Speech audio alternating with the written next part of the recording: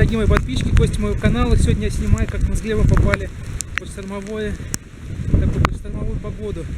У нас сегодня передавали штормовое предупреждение.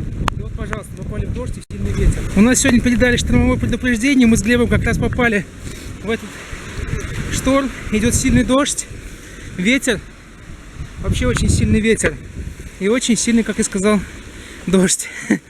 Застиг нас сегодня по дороге из детского садика домой.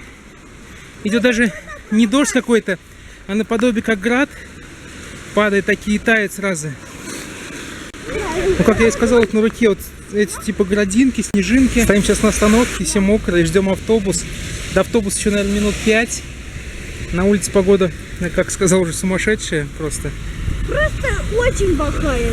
Очень плохая, да, погода? Да. Ну да. Настоящие гранат видели. Угу. Сейчас сели с Глебом в автобус, все промокшие. Глеб сидит, разделся, куртку снял.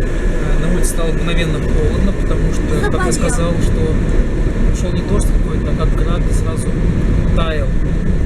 И вот он висит, его куртка Глебу сохнет. Короче, все мокрые. Всем большое спасибо за просмотр такого короткого видео. Всем всего доброго, всего хорошего, без баль. Чус.